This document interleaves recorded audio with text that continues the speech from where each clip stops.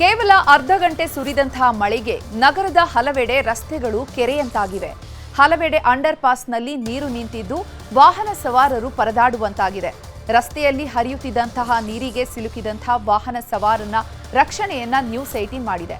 ಧಾರಾಕಾರ ಮಳೆಗೆ ಬೆಂಗಳೂರಿಗರಿಗೆ ಕಿರಿಕಿರಿ ತರಿಸಿದೆ. ಎಲ್ಲೆಲ್ಲಿ ಅವಾಂತರಗಳಾಗಿದೆ ಅಂತ ನಮ್ಮ ಪ್ರತಿನಿಧಿಗಳು ಪ್ರತ್ಯಕ್ಷ ವರದಿಯನ್ನು ಕೊಟ್ಟಿದ್ದಾರೆ. ನೋಡೋಣ ಬನ್ನಿ.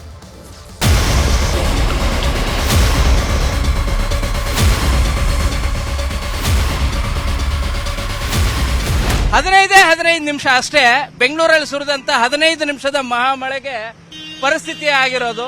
ಒಂದು ಸಣ್ಣ ಮಳೆ ಬಂತಂದ್ರೆ ನಗರದ ರಸ್ತೆಗಳೆಲ್ಲ ಕೂಡ ಮಳೆ ನೀರು ನಿಂತ್ಕೊಳ್ಳುತ್ತೆ ಅಂತ ಹೇಳಿ ಪ್ರತಿ ಸಾರಿನೂ ಹೇಳ್ತಾ ಇದ್ವಿ. ಈ ಸಾರಿ 15 ನಿಮಿಷ ಸುರಿದಂತ ಮಳೆಗೆ ಯಾವ ರೀತಿ ಅಂದ್ರೆ ಅರಮನೆ ರಸ್ತೆ ಕಂಪ್ಲೀಟ್ ಆಗಿ ಮುಳುಗ್ ಹೋಗ್ಬಿಟ್ಟಿದೆ. ರಸ್ತೆ ಎಲ್ಲ ಕೂಡ ಹೊಳೆ ಅಂತ ಆಗಿದೆ, ನದಿ ಅಂತ ಪರಿಸ್ಥಿತಿ ಇದೆ. ಬೋಟ್ ಅಲ್ಲಿ ಟ್ರಾವೆಲ್ ಮಾಡಬೇಕು, ಬೈಕ್ಗಳು, ಟೂ ವೀಲರ್ ಖಂಡಿತವಾಗೂ ಕೂಡ ಎಲ್ಲ ನೋಡ್ತಾ ಇದ್ದೀರಿ. ಟೂ ವೀಲರ್ ಸಾಧ್ಯನೇ ಇಲ್ಲ. 4 ರಿಂದ 5 ಅಡಿಯಷ್ಟು ಮಳೆ ನೀರು ನಿಂತ್ಕೊಂಡಿರೋದು. ಆ ರೀತಿಯಾದಂತ ತೊಂದರೆ ಪ್ರತಿಯೊಬ್ಬರು ಕೂಡ ಇಂಥ ರಸ್ತೆಯಲ್ಲಿ ಬಂದಂತವ್ರು, ಹೆಬ್ಬಾಳದಿಂದ ಬಂದಂತವ್ರು ಎಲ್ಲರೂ ಕೂಡ ಕೆಳಭಾಗದಲ್ಲಿ ಇಲ್ಲಿ ತಗ್ಗಿರೋ ಕಾರಣಕ್ಕಾಗಿ ವೆಹಿಕಲ್ಗಳೆಲ್ಲವೂ ಕೂಡ ಸ್ಟಾಪ್ ಆಗ್ತಾ ಇದಾವೆ. ಮೂವ್ಮೆಂಟ್ ದಬ್ಕೊಂಡು ಬರಬೇಕಾದಂತ ಪರಿಸ್ಥಿತಿ. ಟೂ ವೀಲರ್ನವರಂತೂ ಮೊದಲೇ ಮಳೆಯಲ್ಲಿ ತೋರಿಸ್ಕೊಂಡಿದ್ದಾರೆ. ಇದರ ಜೊತೆಗೆ ಈ ಚರಂಡಿ ನೀರು, ಮೋರಿ ನೀರು ಎಲ್ಲದೂ ಕೂಡ ಅದನ್ನು ಕೂಡ ತೋರಿಸ್ಕೊಂಡು ಹೋಗ್ಬೇಕಾದಂತ ಪರಿಸ್ಥಿತಿ. ಫ್ಯಾಮಿಲಿ ಸಮೇತ ಬರ್ತಿರೋರಿಗೂ ಕೂಡ ಆಗ್ತಿರುವಂತ ಬಹಳ ದೊಡ್ಡ ಸಮಸ್ಯೆ ಇದು. ತಗ್ಗು ಪ್ರದೇಶ ಆಗಿರೋ ಕಾರಣಕ್ಕಾಗಿ ಇನ್ನು ಮುಂಭಾಗದಲ್ಲಿ ಬಸ್ ಸ್ಟ್ಯಾಂಡ್ ಇದೆ. ಬಸ್ ಸ್ಟ್ಯಾಂಡ್ ಯಾವುದು, ರೋಡ್ ಯಾವುದು ಅಂತನೂ ಕೂಡ ಗೊತ್ತಾಗ್ತಾ ಇಲ್ಲ. ಆ ರೀತಿಯಾದಂತ ಸಿಚುವೇಶನ್ ನಿರ್ಮಾಣ ಆಗಿದೆ. ಸದ್ಯಕ್ಕೆ ಮಳೆ ಇಲ್ಲ, ಆದ್ರೆ ಮಳೆ ನೀರೇನಿದೆಲ್ಲ ಇದು ಮೋರಿ ಬ್ಲಾಕ್ ಆಗಿರೋ ಕಾರಣಕ್ಕೆ ನಾನು ಬಲಭಾಗಕ್ಕೂ ತೋರಿಸ್ತಾ ಇದ್ದೀನಿ. ಜನರು ಕೂಡ ಅದೇ ರಸ್ತೆಯಲ್ಲಿ ನಿಮಗೆ ಭಾರಿ ಡೇಂಜರ್ ಇದೆ. ಆಕ್ಚುಲಿ ಆ ರೀತಿಯಾಗಿ ನಡ್ಕೊಂಡು ಬರೋದಿದೆಯಲ್ಲ, ಆ ಗೋಡೆನೂ ಕೂಡ ಶಿಥಿಲಾವಸ್ಥೆಯಲ್ಲಿದೆ. ಯಾವಾಗ ಬೇಕಾದ್ರೂ ಕೂಡ ಅದು ಬೀಳುವಂತ ಪರಿಸ್ಥಿತಿ ಇರೋದು. ಪ್ಯಾಲೇಸ್ ರೋಡ್ಗಿರುವಂತ ತಡೆಗೋಡೆ ಇರೋದು. ಬಹಳಷ್ಟು ಜನ ಆ ರಸ್ತೆಯಲ್ಲೂ ಕೂಡ ಬರ್ತಾ ಇದ್ದಾರೆ. ಸೊ ನಿಜವಾಗ್ಲೂ ಕೂಡ ಡೇಂಜರ್.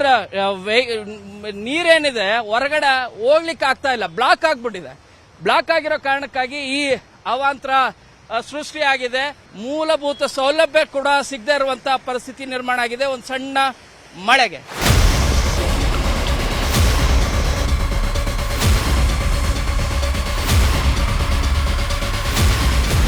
ಅರ್ಧ ಗಂಟೆ ಸುರಿದಂತ ಸಂಜೆಯ ಮಳೆಗೆ ನಗರದ ವಾಹನಗಳು ಬಹುತೇಕವಾಗಿ ಇದೇ ರೀತಿಯಾದಂತಹ ಸಿಚುವೇಶನ್.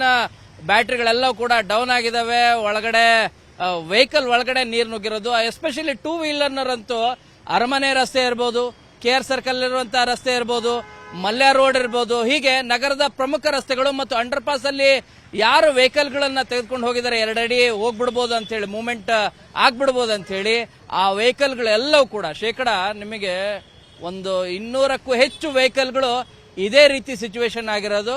ಗಾಡಿಗಳು ಆಫ್ ಆಗಿದಾವೆ. ಬೆಂಗಳೂರಲ್ಲಿ ಸಣ್ಣ ಮಳೆ ಬಂತಂದ್ರೆ ಸಾಕು ರಸ್ತೆ ಮೇಲೆ ನೀರು ಹರಿಯೋದು ಅದೇನು ದೊಡ್ಡ ಮಾತೇನಲ್ಲ. ಆದ್ರೆ ಈ ಬಾರಿ ಸುರಿದಂತ ಅರ್ಧ ಗಂಟೆ ಮಳೆಗೆ ಅಕ್ಷರಶಃ ನಗರದ ರಸ್ತೆಗಳಲ್ಲಿ ಇನ್ನೂ ಕೂಡ ಹೆಚ್ಚಿನ ಪರಿಣಾಮ ಬೀರ್ತು. ಯಾಕಂದ್ರೆ 2 ಅಡಿ, ಕೆಲವು ಕಡೆಗೆ 3 ಅಡಿ ಮಳೆ ನೀರು ನಿಂತ್ಕೊಂಡ ಕಾರಣಕ್ಕಾಗಿ ಅದೇ ರಸ್ತೆಯಲ್ಲಿ ಅದೇ ರೀತಿ 2 ಅಡಿ 3 ಅಡಿ ನಿಂತಂತ ಮಳೆ ನೀರಿನಲ್ಲೇ ವೆಹಿಕಲ್ಗಳು ಹೋಗ್ಬೇಕಾದಂತ ಪರಿಸ್ಥಿತಿ ನಿರ್ಮಾಣ ಆಯಿತು. ಕೆಲವರು ಹರಸಾಹಸವನ್ನು ಕೂಡ ಪಟ್ಟರು, ಕೆಲವರು ಸಾಹಸವನ್ನ ವ್ಯಕ್ತಪಡಿಸುವಂತ ಕಾರ್ಯನೂ ಕೂಡ ಮಾಡಿದ್ರು. ಡೇಂಜರ್ ಇದೆ ಅನ್ನೋದು ಗೊತ್ತಿದ್ರು ಕೂಡ ಅಂಥದ್ರಲ್ಲೇ 3 ಅಡಿ 4 ಅಡಿಯಷ್ಟು ಮಳೆ ನೀರು ನಿಂತಿದ್ರು. ಅದರಲ್ಲೇ ನಾವು ಮೂವ್ ಆಗ್ಬಿಡೋಣ ಅಂತ ಹೇಳಿ ಮನೆ ಕಡೆಗೆ ಹೋಗ್ಲಿಕ್ಕೆ ಹೋದಂತ ಟೂ ವೀಲರ್ನವರಿಗೆ ದೊಡ್ಡ ಶಾಕ್ ಎದುರಾಗಿತ್ತು. ಯಾಕಂದ್ರೆ ಟೂ ವೀಲರ್ಗಳು ಎಲ್ಲಿ ಸೈಲೆನ್ಸರ್ ಒಳಗಡೆ, ಬ್ಯಾಟ್ರಿ ಒಳಗಡೆ ನೀರೆಲ್ಲ ಕೂಡ ಹೋಯ್ತು, ಆ ಕೂಡ್ಲೇನೆ ಗಾಡಿಗಳು ಸ್ಟಾಪ್ ಆದವು. ಗಾಡಿಗಳು ಸ್ಟಾರ್ಟ್ ಮಾಡ್ಲಿಕ್ಕೆ ಎಷ್ಟು ಪ್ರಯತ್ನ ಪಟ್ಟರು ಕೂಡ ಸ್ಟಾರ್ಟ್ ಆಗ್ತಾ ಇದ್ದಿಲ್ಲ. ಮಾರ್ಗ ಮಧ್ಯದಲ್ಲಿ ಅಂದ್ರೆ ಮಳೆಯಲ್ಲಿ ತೋರಿಸ್ಕೊಂತ ಒಂದ್ ಕಡೆಗೆ, ಮತ್ತೊಂದು ಕಡೆಗೆ ರಸ್ತೆ ಮೇಲೆ ನಿಂತಂತ ನೀರು, ಅದರಲ್ಲಿಂದನೂ ಕೂಡ ವೆಹಿಕಲ್ ಅನ್ನ ಹೊರಗಡೆ ತರೋದಕ್ಕೆ, ಅಂದ್ರೆ ನಿಮಗೆ ಎಲ್ಲಿ ಮಳೆ ನೀರು ನಿಂತಿರಲ್ವೋ ಆ ರಸ್ತೆಯಲ್ಲಿ ವೆಹಿಕಲ್ ನ ತರಲಿಕ್ಕೆ ಬಹಳ ಸಂಕಷ್ಟ ಎದುರಿಸಬೇಕಾಯಿತು. ನಗರದಲ್ಲಿ ಕನಿಷ್ಠ ಏನಿಲ್ಲ ಅಂದ್ರೂ ಕೂಡ 200 ವೆಹಿಕಲ್ಗಳು, ಅದರಲ್ಲಿ ಟೂ ವೀಲರ್ 100ಕ್ಕೂ ಹೆಚ್ಚು, ಈವನ್ ಕಾರ್ಗಳು ಕೂಡ ಅದೇ ರೀತಿಯಾಗಿ. ಯಾಕಂದ್ರೆ ಸೈಲೆನ್ಸರ್ ಒಳಗಡೆನೆ ನೀರು ನುಗ್ಗಿ ವೆಹಿಕಲ್ಗಳು ಸ್ಟಾರ್ಟ್ ಆಗದೆ ಮೆಕ್ಯಾನಿಕ್ ಗಳನ್ನ ಕರೆಸುವಂತ ಪರಿಸ್ಥಿತಿ ನಿರ್ಮಾಣ ಆಗಿತ್ತು.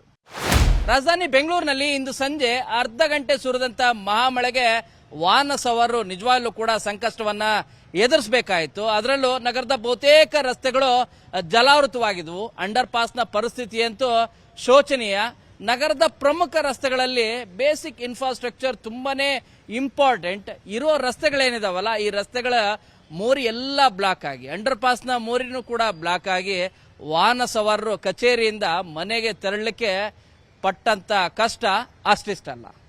ಮುಂಗಾರು ಪೂರ್ವವೇ ರಾಜಧಾನಿ ಬೆಂಗಳೂರಲ್ಲಿ ಕಳೆದ ಒಂದು ವಾರದಲ್ಲಿ ಸಂಜೆ 2 ದಿನಗಳ ಕಾಲ ಇದೇ ರೀತಿಯಾದಂಥ ಮಳೆ ಆಗಿದೆ. ಇಂದು ಕೂಡ ಸಂಜೆ ಸುರಿದಂಥ ಮಳೆಗೆ ಅಂಡರ್ ಪಾಸ್ಗಳು ಅದೇ ರೀತಿಯಾದಂಥ ಸಿಚುವೇಶನ್ ಜಲಾವೃತ ಆಗಿತ್ತು.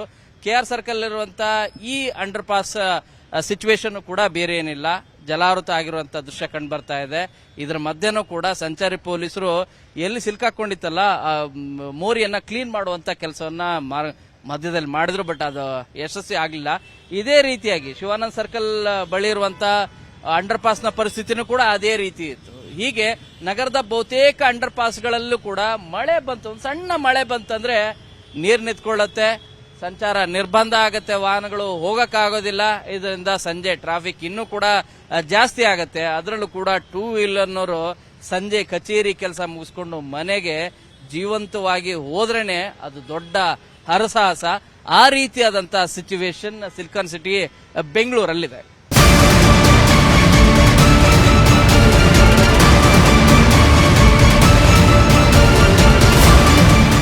ಬೆಂಗಳೂರಿನಲ್ಲಿ ಮಳೆ ಬಂದ್ರೆ ಸಾಕು ಒಂದಲ್ಲ ಒಂದು ಅವಾಂತರಗಳು ಸೃಷ್ಟಿಯಾಗುತ್ತೆ.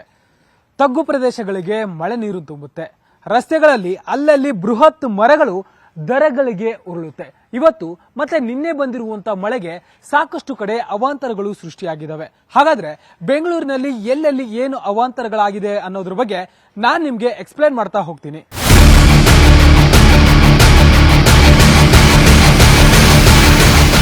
ಬೆಂಗಳೂರಿನಲ್ಲಿ ಮಳೆ ಬಂದ ಪ್ರತಿ ಬಾರಿಯೂ ಕೂಡ ಒಂದಲ್ಲ ಒಂದು ಅವಾಂತರಗಳು ಸೃಷ್ಟಿಯಾಗ್ತಾನೆ ಇರ್ತವೆ. ಒಂದಲ್ಲ ಒಂದು ಜೀವ ಹೋಗೋದಾಗಿರ್ಬೋದು, ಜನರಿಗೆ ಗಾಯಗಳಾಗಿ ಆಸ್ಪತ್ರೆ ಸೇರುವಂತ ಪರಿಸ್ಥಿತಿ ನಿರ್ಮಾಣ ಆಗಿರುತ್ತೆ. ಮಳೆ ಬಂದ್ರೆ ಸಾಕು ತಗ್ಗು ಪ್ರದೇಶಗಳಿಗೆ ನೀರು ತುಂಬುವಂತ ಕೆಲಸ ಆಗುತ್ತೆ.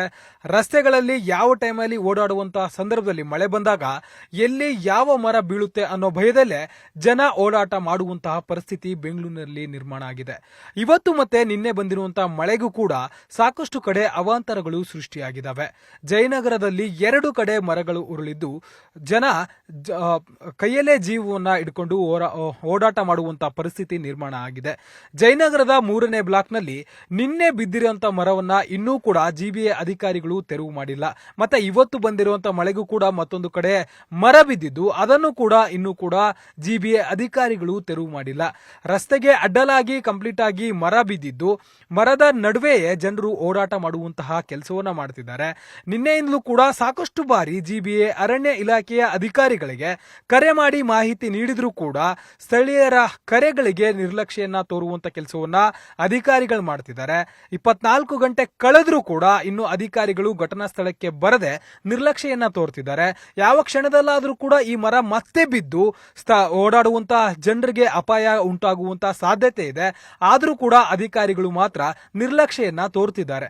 ಮತ್ತೊಂದ್ ಕಡೆ ಬೇರೆ ಬೇರೆ ಕಡೆ ಕೂಡ ಸಾಕಷ್ಟು ಅವಾಂತರಗಳು ಸೃಷ್ಟಿಯಾಗಿದ್ದು ಬೆಂಗಳೂರಿನ KP ಅಗ್ರಹಾರದ ಬಳಿ ಅಲ್ಲಿರುವಂತಹ ತಗ್ಗು ಪ್ರದೇಶಗಳು ಒಂದಷ್ಟು ಮನೆಗಳಿಗೂ ಕೂಡ ನೀರು ನುಗ್ಗುವಂತಹ ಪರಿಸ್ಥಿತಿ ಕೂಡ ನಿರ್ಮಾಣ ಆಗಿತ್ತು. ಅಲ್ಲೂ ಕೂಡ ಪ್ರತಿ ಬಾರಿ ಮಳೆ ಬಂದಂತ ಸಂದರ್ಭದಲ್ಲಿ ಮನೆಗಳಿಗೆ ನೀರು ನುಗ್ಗುತ್ತೆ ಅಂತ ಹೇಳಿ ಮನೆ ಮಾಲೀಕರು, ಮನೆ ನಿವಾಸಿಗಳು ಆಕ್ರೋಶವನ್ನ ವ್ಯಕ್ತಪಡಿಸುವಂತ ಕೆಲಸವನ್ನ ಮಾಡ್ತಿದ್ದಾರೆ. ಇದರ ಜೊತೆಗೆ ವಿಜಯನಗರದಲ್ಲೂ ಕೂಡ ಒಂದು ಕಾಂಪೌಂಡ್ ಕುಸಿದು ಕಾಂಪೌಂಡ್ ಪಕ್ಕದಲ್ಲಿ ಆಟೋದಲ್ಲಿ ಇದ್ದಂತ ಆಟೋ ಡ್ರೈವರ್ ಕೂಡ ಸಾವನ್ನಪ್ಪಿರುವಂತಹ ಘಟನೆ ನಡೆದಿದೆ. ಇದೇ ರೀತಿಯಾಗಿ ಸಾಕಷ್ಟು ಅವಾಂತರಗಳು ಅಲ್ಲಲ್ಲಿ ಸೃಷ್ಟಿ ಆಗ್ತೇನೆ ಇದಾವೆ. ಮಳೆ ಬಂದಂತ ಪ್ರತಿ ಬಾರಿ ಏನೆಲ್ಲ ಒಂದಲ್ಲ ಒಂದು ಅವಾಂತರಗಳು ಆಗ್ತಿದಾವೆ, ಘಟನೆಗಳು ನಡೀತಿದಾವೆ, ಜನರು ಸಮಸ್ಯೆಗಳಿಗೆ ಒಳಗಾಗ್ತಿದ್ದಾರೆ, ಒಂದೊಂದು ಸಾವುಗಳು ಕೂಡ ಸಂಭವಿಸುವಂತ ಕೆಲಸ ಆಗ್ತಿದೆ.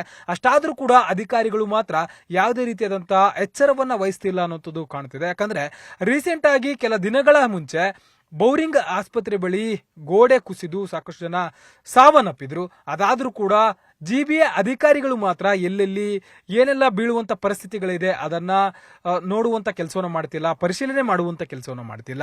ಇದರ ಜೊತೆಗೆ ಮರ ಬೀಳುವಂತ ಪರಿಸ್ಥಿತಿ ಸಾಕಷ್ಟು ಕಡೆ ಮರಗಳು ಬೀಳ್ತಾನೆ ಇದಾವೆ. ಆದ್ರೆ ಅಲ್ಲೂ ಕೂಡ ಯಾವ್ಯಾವ ಅರಣ್ಯ ಇಲಾಖೆ ಏನಿದೆ, GBA ಅರಣ್ಯ ಇಲಾಖೆ, ಅವರು ಕೂಡ ಅಧಿಕಾರಿಗಳು ಯಾವ್ಯಾವ ಮರಗಳ ಪರಿಸ್ಥಿತಿ ಕಂಡೀಷನ್ಸ್ ಏನಿದೆ ಅಂತೇಳಿ ಕೆಲಸವನ್ನ ಮಾಡಬೇಕಾಗತ್ತೆ. ಮರ ಬಿದ್ರೂ ಕೂಡ 24 ಗಂಟೆ 2 ದಿನಗಳಾಗ್ತಿದ್ರು ಕೂಡ ಘಟನಾ ಸ್ಥಳಕ್ಕೆ ಬಾರದಂತ ಅಧಿಕಾರಿಗಳು ಮುಂಚೆ ಎಚ್ಚೆತ್ತುಕೊಳ್ಳುವಂತ ಒಂದು ಲಕ್ಷಣಗಳು ಕೂಡ ಸದ್ಯಕ್ಕೆ ಕಾಣ್ತಿಲ್ಲ. ಸದ್ಯ ಬೆಂಗಳೂರಿನಲ್ಲಿ ಹಲವು ಅವಾಂತರಗಳಂತೂ ಸೃಷ್ಟಿ ಆಗ್ತಾನೆ ಇದಾವೆ. ಅಧಿಕಾರಿಗಳು ನಿರ್ಲಕ್ಷ್ಯ ತೋರ್ತಾನೆ ಇದಾವೆ. ಇದ್ರ ಬಗ್ಗೆ ನ್ಯೂಸ್ 18 ಕನ್ನಡ ವರದಿ ಮಾಡಿ ಅವರನ್ನ ಎಚ್ಚೆತ್ತುಗೊಳಿಸುವಂತ ಕೆಲಸವನ್ನ ಮಾಡ್ತಾನೆ ಇದ್ದೇವೆ. ಅವರನ್ನ ಎಚ್ಚರಗೊಳಿಸುವಂತ ಕೆಲಸ ಮಾಡ್ತಿದ್ರು ಕೂಡ ಅಧಿಕಾರಿಗಳು ನಿರ್ಲಕ್ಷ್ಯನ ತೋರ್ತಿದ್ದಾರೆ. ಜನರ ಟ್ಯಾಕ್ಸ್ ನಿಂದ ಸಂಬಳ ಪಡೆಯುವಂತ ಅಧಿಕಾರಿಗಳು ಕರೆಕ್ಟ್ ಆಗಿ ಕೆಲಸವನ್ನ ಮಾಡಬೇಕಾಗಿದೆ. ಮುಂಜಾಗ್ರತಾ ಕ್ರಮವನ್ನ ವಹಿಸುವಂತ ಅಧಿಕಾರಿಗಳು ಘಟನೆ ಆದ್ಮೇಲೂ ಕೂಡ ಈ ರೀತಿಯಾಗಿ ನಿರ್ಲಕ್ಷ್ಯ ತೋರೋದು ನಿಜಕ್ಕೂ ಕೂಡ ದುರಂತವೇ ಸರಿ. ಒಟ್ಟಾರೆ ಬೆಂಗಳೂರಿನಲ್ಲಿ ಏನೇ ಆದ್ರೂ ಕೂಡ ಅಧಿಕಾರಿಗಳು ಎಚ್ಚೆತ್ತುಕೊಂಡು ತಮ್ಮ ಕೆಲಸವನ್ನ ಮಾಡಬೇಕು. ಆದ್ರೆ ಅಧಿಕಾರಿಗಳು ಘಟನೆ ನಡೆದ್ರೂ ಕೂಡ ಇಂತಹ ದಿವ್ಯ ನಿರ್ಲಕ್ಷ್ಯ ತೋರ್ತಿದ್ದಾರೆ. ನ್ಯೂಸ್ 18 ಕನ್ನಡದ ವರದಿಯನ್ನ ನೋಡಿ ಆದ್ರೂ ಕೂಡ ಎಚ್ಚೆತ್ತುಕೊಳ್ಳುವಂತ ಕೆಲಸವನ್ನು ಮಾಡಬೇಕಾಗಿದೆ. ಬರೀ ಪ್ರತಿ ಬಾರಿಯೂ ಕೂಡ ಎಚ್ಚರಿಸಬೇಕಾದಂತ ಪರಿಸ್ಥಿತಿ ಸದ್ಯ ಬೆಂಗಳೂರಿನಲ್ಲಿ ಆಗಿದೆ. ಜಿಬಿಎ ಅಧಿಕಾರಿಗಳು ತಮ್ಮ ಕೆಲಸಗಳನ್ನ ಮಾಡಿದ್ರೆ ಜನ ಅಟ್ಲೀಸ್ಟ್ ಆಗುವಂತಹ ಅವಾಂತರಗಳಿಂದ ತಪ್ಪಿಸಿಕೊಳ್ಬಹುದು. ಇಲ್ವಾದ್ರೆ ಇದೇ ರೀತಿಯಾಗಿ ಘಟನೆಗಳು ನಡೆದ್ರೂ ಕೂಡ ಜನ ಹಿಡಿಶಾಪ ಹಾಕುವಂತ ಪರಿಸ್ಥಿತಿ ನಿರ್ಮಾಣವಾಗಿದೆ. ಇಷ್ಟೆಲ್ಲ ಆದ್ರೂ ಕೂಡ ಅಧಿಕಾರಿಗಳು ಅದು ಹೇಗೆ ನಿದ್ದೆ ಮಾಡ್ತಾರೆ ಅನ್ನೋದು ನಿಜಕ್ಕೂ ಕೂಡ ದೊಡ್ಡ ಪ್ರಶ್ನೆ.